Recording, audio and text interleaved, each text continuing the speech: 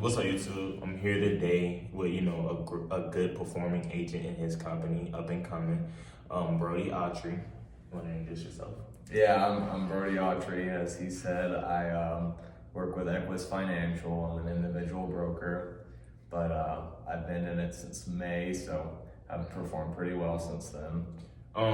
As the title, you can see we're here to basically get some gems out to new kind of agents. What are some things you can say that new agents should really tune into or pay attention to mostly? I'd definitely say consistency and development. On the consistency side, I think putting in enough hours and being intentional with those hours that you are putting in work. Because a lot of people do like to screw around in the time that they have, and learning, trying to be a product of yourself, wanting to know everything about your field and what you're doing. When I first started, I was really huge on listening to a lot of books, audiobooks, and watching a lot of YouTube videos and just studying the craft and trying to perfect it. But definitely consistency and just development will push you a long way. Okay, what's something you think they should know that the tests don't tell you when you take your test? Ooh, a lot. Definitely, if you really want to get serious in the industry and be more on the investment side, learn how IULs work and annuities. And also, the test was more like, it was too wide range. I think you have to just narrow it down to what term is and what whole life is, and then the IULs and the investment side, like the annuities as well. Okay. I have a question. How has this affected you, financially wise? What have you learned from being a life insurance agent? Definitely learned that you can be the only one that fires yourself in this industry. You don't have a boss, but you do have to be accountable and you have to be your own boss. A lot of people will try to get into an industry similar to just sales or business in general, thinking that it's going to help them escape a job and be able to do whatever the hell they want. But it's not that case at all. You still have to be very adamant about having a routine and a schedule and being very intentional within that time. Because if you get into something like this, just looking to not have a boss anymore, it's going to be 10 times worse because you'll have to be your own boss. So that's what this has taught me a lot about, and learning how to reinvest instead of spend my money. So you're basically growing your business. You're investing in yourself, right? Yeah. Okay. I have a question. What's one of the biggest takeaways being an insurance agent you can take away? Definitely. One of my biggest things is not taking life for granted, because just being in a field that we're in, you see a lot of families are devastated or impacted very negatively in regards to what life insurance does. I can speak from a personal testimony. When my mom's dad had passed away, she had to spend like $15,000 out of pocket for his funeral, and the main thing is, have that sense of care for your family where you don't care about paying for it now. You care about what it's doing for them in the future. As well as it just taught me a lot about discipline and hard work and what it really means to be there and show up for yourself every day, even when shit is really hitting the fan. No, that's actually facts, because I had a scare. Excuse me, y'all. I had a scare recently. I thought my mama was finna pass because she, I guess, like a mini stroke kinda, and things like that could really devastate a family so fast because it can get real extremely fast. Oh yeah. I know you just went to this event with a bunch of millionaires around. What was your biggest takeaway from that? Just being around that atmosphere. Oh yeah, definitely. It's such a worry-free thing being a millionaire. Like, you have, obviously you've got your business responsibilities, but money is such like a problem maker in a lot of cases, more than it is a resolution. And being a millionaire, like seeing what those people have, they don't have to worry about the bill when they're going to eat somewhere or how much they're going to be spending that night, because they know money is different to them. So So that taught me a lot about the value of a dollar and what I was perceiving it to be versus what it actually is. As well as just like millionaires. Everyone thinks that they're these like rich assholes who don't like giving their money to people, but in reality, they're just like us. They're so generous. Yeah, they are just like us, and they're 10 times nicer. And then too, one thing I took away too is they're the same as us. They're humans. Like at the end of the day, they work ethic and they mental are extremely high, like high value people. Just even being around those people and just seeing that atmosphere and stuff. Like, what one thing that you can put towards your drive now that you've been around them? Shit. Just that worry-free sense with money, like not having to worry about bills, not having to worry about like being late to any payments, accruing any sense of debt, like having everything covered and still being comfortable after it's covered. Okay, I see this a lot. For new agents coming in, would you advise just focusing on one script and then making it into your own flow or multiple? Yeah, that's a great question. I'd advise having just a guideline, not even a script, because I think when you have a script, you're too set on being like everybody else. And the main thing in sales is you don't want to be like everybody else because everybody knows what everybody else is like. Just come into the business, come into this field, trying to just be you, but merge your personality into your craft. Like have your own flow, have your own jokes, have your own little moments and talking to people. Because sales, like everybody thinks that it's like this like magic, like there's magic words all over the place, but really it's having a high value conversation with somebody and finding out what the problem is and how you can fix it. Oh no, that's facts. I also have a thing for new agents. Is tone and pace the most important thing? Oh yeah, for sure. I mean, think about it like this. If you showed up to fucking Burger King every day and the guy on the other side was like, hi, how can I help you? Welcome to Burger King. You'd not want to eat there anymore. So yeah, I think tonality is huge, but also not being overly excited because you, in something like sales, it is so easy to be like other people, like, and be called out on it just like that. So having your own thing and your own, like, I like to, everyone likes to say like low and slow is the way to go. Just be very casual in a conversation. Tonality is very important because if you're too excited, you can worry the person. If you're too little on any like enthusiasm or anything, then you'll just bore the person and they're not gonna want to talk to you. No, that's absolutely facts because I've bored some people. Yeah, me too. A few times. Me too. But some things that I see, especially on social media, and I see in this world. Tell them about the investment part of just life insurance. Some people don't know life insurance can be an investment.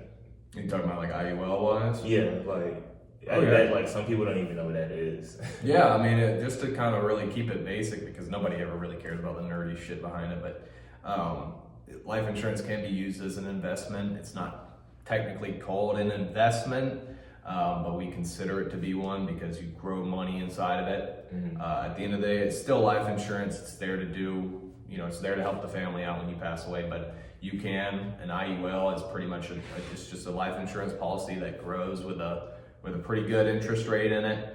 And a lot of businesses or wealthy people, or just even middle class or lower class people, will use it to build up some money that they can draw from tax-free while they're still alive or use for retirement. Oh no, that's facts. I know we went to that event and it's a dude, he specializes in IULs named Christian. He has over $1 million in life insurance. Even for life insurance agents, do you think it's important to go out there and find something to invest in or either put your money into for longevity wise? Oh yeah, I mean, I definitely think, especially if you're going any entrepreneurial route, having assets is like the most important thing. One, because it gets you away from the IRS, and two, because the main focus on getting $1 is to make $5 more. Yeah. So having investments is very important. And I'm not an investment strategist, so don't take any of my advice on that. But just putting it in any kind of income producing asset is always going to yield you good results. Oh, that's facts. Even on investments, before you get into investing, do your own research. But I see you call a lot of people in one day. What do you learn out of those reps? Definitely to not even take the word "shut the fuck up" seriously anymore. But I've learned a lot that like people like to smoke screen a lot. People, you know, if you walk into a store nowadays and the rep at the front desk asks you, "How can I help you?" You always just say, "I'm just looking," because you want to avoid being sold, but you love going in there to buy shit. So I've learned to be a facilitator instead of like a pushy person. More like an advisor, right? Yeah, like you can't ever force somebody to buy anything because they'll know that you're trying to. But if you're trying to walk the path, like I told him like several weeks ago, it was like if I wanted to get to the car quicker, I wouldn't just randomly turn around to him and say, "Hey, we've been walking this time. Can we run the rest of the way so we can get to the car faster?" That probably wouldn't work to him. But if I said, "Hey, I know you said you were like hungry a couple minutes ago. Maybe if we run the rest of these like couple miles, we can go get some food pretty quickly." Then I'm tapping into that little like, "Oh, okay," like it's an agreement instead of like I'm trying to sell you something. So, but you just got to walk the road with people. That's absolutely true, and I struggled with this when I had quit my job. You recently quit your job to go full time. What's the difference between a 9 to 5 and life insurance? Oh yeah, Being that's an agent. awesome question. Well, if you do any sort of like part-time work in any field that you're in, or just in something like this, and you've got a full-time job, you understand the whole 9 to 5, 5 to 9 principle. You know, you use your 9 to 5 to fund your 5 to 9, and you go do your 5 to 9 after your 9 to 5. But it's so much more different because I've had to learn how to actually show up for myself. I've got the leniency of being my own boss. I wake up when I want to wake up. I go do things when I want to go do things, and I'm in control of my own income. A lot of people don't understand that when you're in a job, you have to beg a man to go and give you more money. And my thing was always, I'd rather just go not even beg a bunch of people for them to give me their money, you know. So, but not saying that in any bad way, but just a lot of people don't really get that when you're at a job, you're so captive to what you can do. You can go do more than what you're there for, but you're not going to get paid any extra for it. But if you're in something like this, or just in any line of business, if you do more than you know you can do, I mean, the sky is not even the sky is the limit. I mean, there's no limit on what you can do. I don't think it's like no cap of money you can make in life insurance. Not at all. Like Not it's at all. not a cap. It's just more about the reputations and the numbers. It's a numbers game. But you know, just to close this out, what's some advice you would give to somebody who's really, you know, who's taking a test probably multiple times and pursuing, you know, trying to be one of the top agents in their company or professions? Don't quit. I mean, if you know, if you know deep in your heart that if you know deep in your heart that you can hit it big with this, don't quit just because you're not seeing the results right now.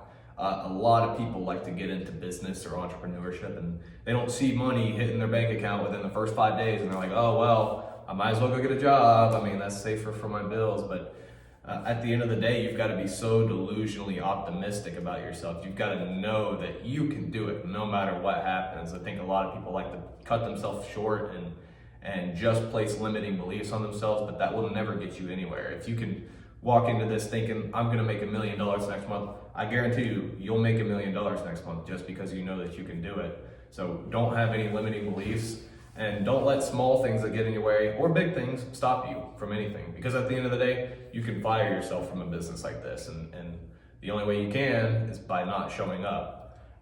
So show up for yourself every day and just fucking be like relentlessly persistent. Be just so crazy about it that people are asking what the hell is wrong with you.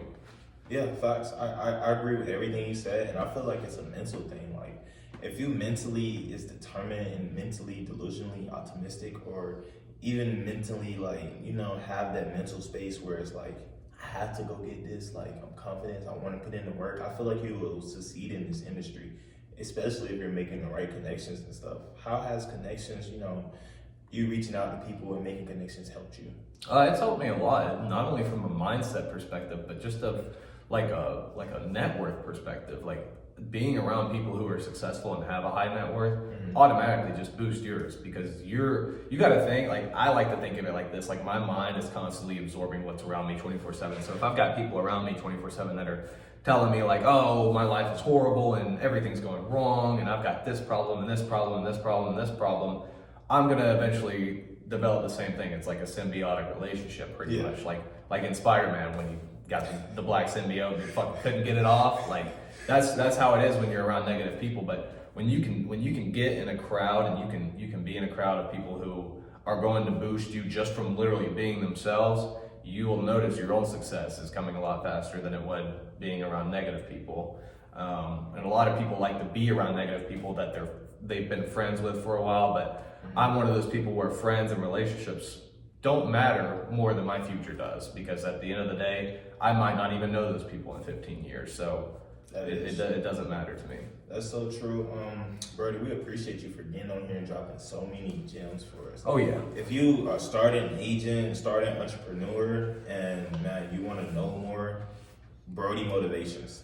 Yep, I got that. That's my motivational account on TikTok and Instagram. I'm working to be a little bit more consistent on the Instagram side. I got to start following those principles. But on TikTok, I post every day on there if you're just looking for that little pick me up. And then Brody.Autry is like my main Instagram.